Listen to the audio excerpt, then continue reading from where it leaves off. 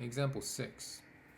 Housing developer sold 1,254 houses in 2008, but only 435 in 2014. What was the annual rate of sales growth over this period? So, example 6. So we're going to draw the timeline for this sales of houses. Okay?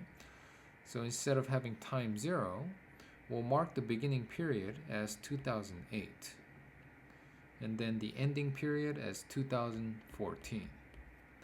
So we have 2009, 2010, 2011, 2012, 2013. So in the beginning, they sold these many houses, and at the end of the period, 435. Okay? So it's asking for the annual rate of sales growth over this period.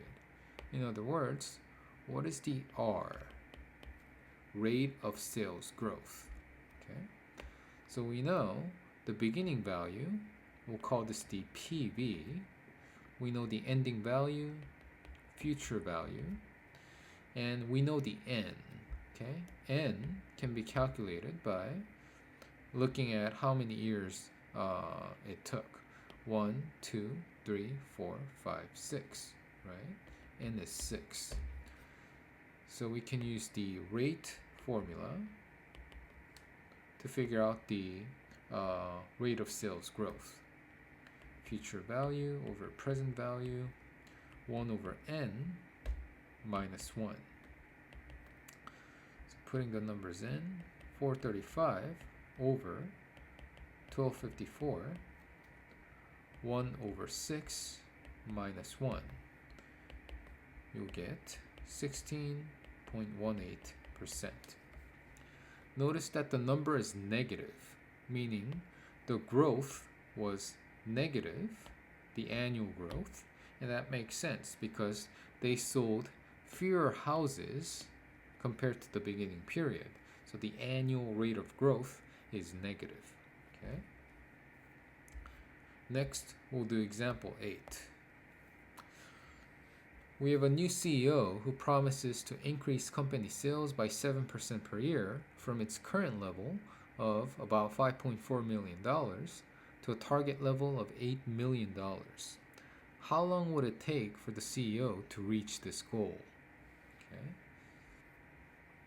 Example 8. So if you draw the timeline, it would look something like this. So we started time 0, and we don't know the N. I'll just mark it as N. The sales figure right now is $5.4 million. 6, 7, 8. And the target revenue is $8 million. The CEO promises a sales growth of 7% per year. Okay? So here again, we have the PV, we have the future value, and then this time we know the R, but we don't know the N. Okay? So we have a formula for that. The N is the natural log of future value over present value over natural log of 1 plus R. Okay? So, natural log of $8 million over 5,435,678 over 1.07, 7%, right? So if you put it in your calculator, it's 5.712 years. Okay? So based on the rate of growth of 7%, it would take about 5.7 years to reach the goal of $8 million.